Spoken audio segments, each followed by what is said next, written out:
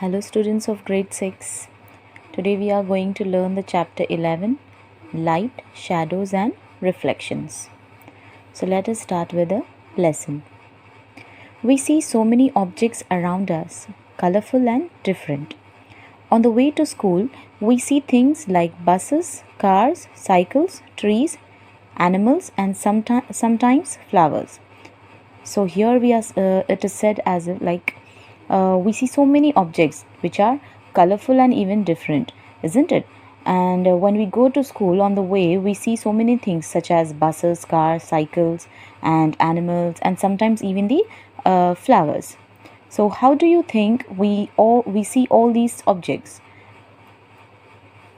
Think of the same places at night time. If it were completely dark, what will you see? Suppose you go inside a completely dark room. Are you able to see any object in the room? So here it is asked that the same things which you are seeing, these cars, buses and flowers, animals, if suppose it was a night time and you are into a completely dark room, are you able to see the same things as they are in the darkness? So it's asking you a question over here. So But when you light a candle or a torch, you can see the objects present in the room, isn't it? Without light, things cannot be seen. Light helps us see objects. So the same things, if you want to see in the dark room, what you need to do, we need to light a candle or a torch, isn't it? So until and unless we light a candle or a torch, until and unless that, we cannot see what is present inside that room. Okay, so the torch bulb is an object that gives out light of its own. The sun is another familiar object that gives its own light. During the day, its light allows us to see objects. So torch bulb is an object. Okay, it is also an object which gives us light of its own. The same way sun is also same object. It is a familiar object that also gives us the light, isn't it? So it is having the light of its own. We are not providing any batteries to the sun. We are not giving any extra energy to the sun. It is a natural one. So during the day, because of that, we are able to see all the objects. So objects like the sun that we give out or emit light of their own are called luminous objects. So what is luminous object? Luminous object means which emit light on their own. Okay, which shine, which illumination means which shine on their own. Okay. What about objects like chair, a painting or a shoe? We see these when light from a luminous object like the sun or a torch or an electric light falls on these and then travels towards our eye. So like chair, painting, shoe, do they shine? Are they luminous? No, they are not luminous. They doesn't shine. So when only the sunlight or a bulb or a torch light falls on it, then only we can see what color they are, where they belong to and how they look. They are not luminous object. They are not shining on their own. So let us learn the next one, that is transparent, opaque and translucent objects. Recall our grouping objects as opaque, transparent and or translucent. In chapter 4, if we cannot see through an object at all, it is an opaque object. So here it is said that when we cannot see an object clearly, okay, so when we are unable to see an object clearly, that is an opaque object. If you are able to see clearly through it, then it is then the light is allowed to pass through it. It is transparent. There are some objects through which you can see but not very clearly. Such objects are known as translucent. So here I'll give you one example each. Opaque objects are nothing but the human beings or the table, chair or any kind of a solid block, okay, which does not allow the light to pass through. It is a opaque object. And what about the transparent? Transparent means which allows the light to pass through it. So example is glass, okay, like a glass jar or a glass, anything made up of which is transparent, which we can see through it. And translucent means which we cannot see clearly, like a butter paper is one example for it. So let us look into the activity 1. Look around you and collect as many objects as you can. An eraser, plastic scale, pen, pencil, notebook, single sheet of paper, tracing paper, or a piece of cloth. Try to look at something far away. Through each of these objects, is light from a faraway object able to travel to your eye through any of the objects? So what he is asking here us to do in the activity 1 is to collect few objects such as an eraser, plastic scale, or a pencil, notebook, anything, and whatever is around you. And then he is asking us to keep them far away from the objects. And can you see the light passing through them? No. The answer is no, isn't it? So record your observation in a table as shown in table 11.1. We see that a given object or a material could be transparent, translucent, or opaque. Opaque depending on whether it allows light to pass through it completely, partially, or not at all. So for example, we are taking a pencil. This is a pencil. We can keep it in front of the light and we can see whether the light is able to pass through it or not. So if the light is not passing, it is not able to, isn't it? So this is an opaque object. So we can say that this is an opaque object. Whereas if we take a scale, it is sometimes, if it is an older scale, it will be translucent. So we cannot see the clear image, it will be blur. If you're taking a fresh new scale, then it will be like a glass, it will be transparent. We can give this example. So let us look into the next activity. What exactly are shadows?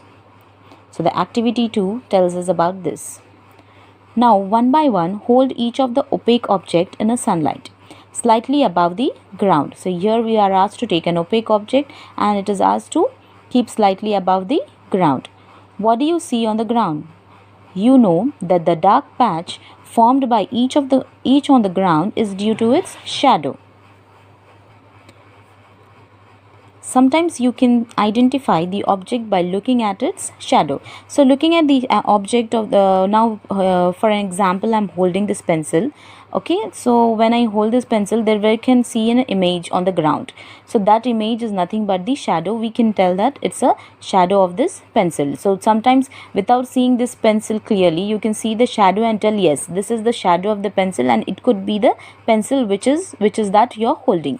So with the shadow also, we can say what is the object we can identify. So spread a sheet of paper on the ground. Hold a familiar opaque object at some height, so that a shadow is formed on the sheet of paper on the ground. So here we are asked to take a sheet of paper and keep it on the ground, and hold a familiar object which you can identify, and you should lift it, keep it above some height, at some height, and see that the shadow is forming on the paper which you have kept on the ground.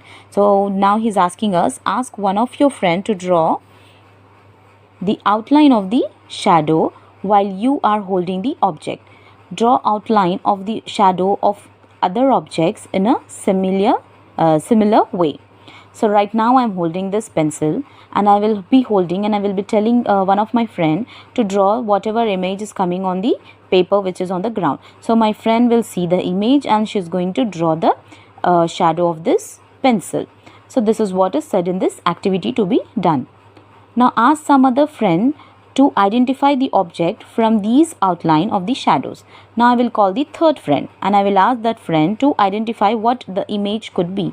So how many objects are you able to identify correctly? So let us see if you are able to show your friend. You can not only hold a pencil but many other objects, and you can ask your friend to draw on that paper, and you can show that paper to third person, and you can ask what are these images, can you identify? If you can see, you can play a game kind of thing, whether they are able to find out or not. Do you observe your shadow in a dark room or at night when there is no light? Do you observe a shadow when there is just a source of light or nothing else in a room? It seems we need a source of light and an opaque object to see a shadow. Is there anything else required?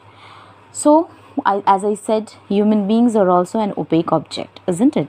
So if we are also able, if we want to see our image, I mean to say, if we want to see our shadow, so what we need is a source of light. If there is little bit of light, then only where the shadows are formed. So in this way we can come to a conclusion that we need to form a shadow, we need some source of light. So let us look into the next activity, that is activity 3. This is an activity that you will have to do it in the dark room. In the evening, go out in an open ground with a few of your friends. Take a torch and a large sheet of cardboard with you.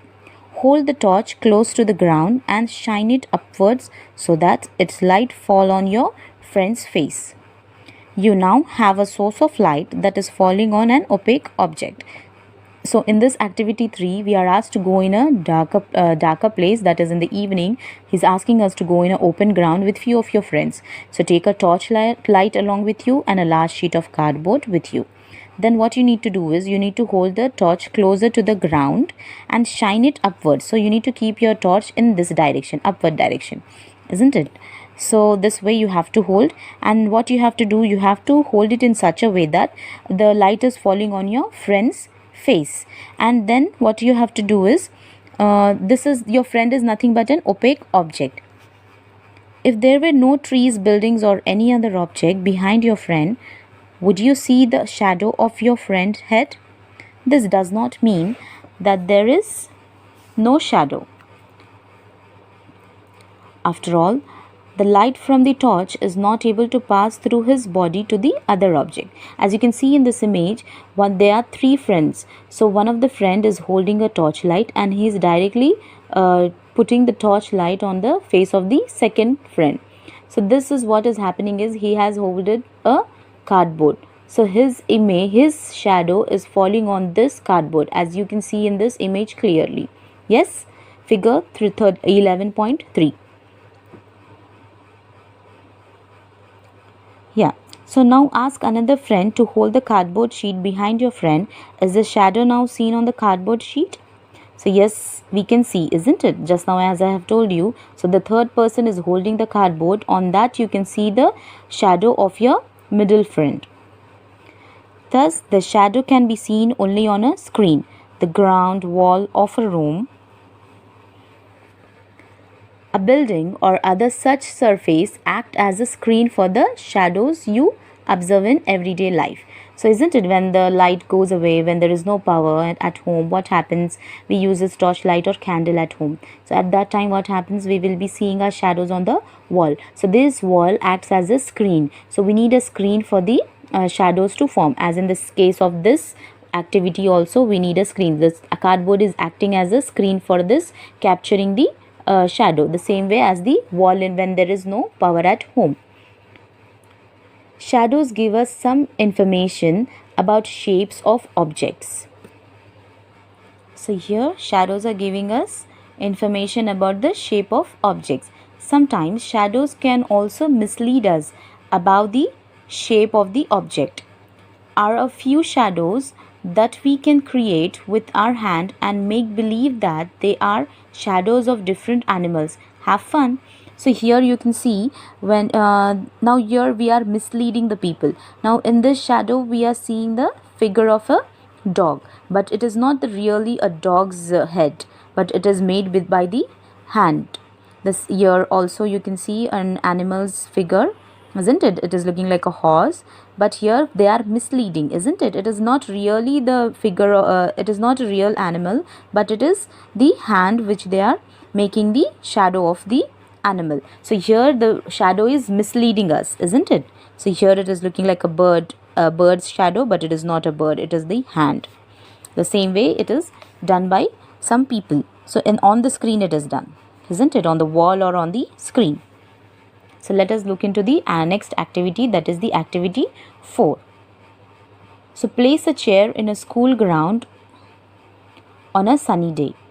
What do you observe from the shadow of the chair? So here in the activity 4 we are asked to place a chair in a school ground on a sunny day. So let us see, what do we observe? The shadow of the chair. How do we observe? Does the shadow give an accurate picture of the shape of the chair? if the chair is turned around a little, how does the shape of the shadow changes? So here he is asking us to change the what is this, like if the chair is turned around a little, so if we are changing the position of the chair, does the shadow also changes its shape? This is the question.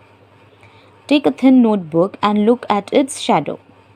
Then take a rectangular box and look at its shadow. Do the two shadows seem to have similar shape? So here we are asked to take a notebook and also a rectangular box, and we are asked to see the shadows of both these things, both these objects. So we are asked whether they are similar shape or they are different shapes. So next what we are doing is taking a flower. Take flower or other objects of different colors and look at the shadows. A red rose, a yellow rose, for instance. Do the shadows look different in color when the colors of the objects are different?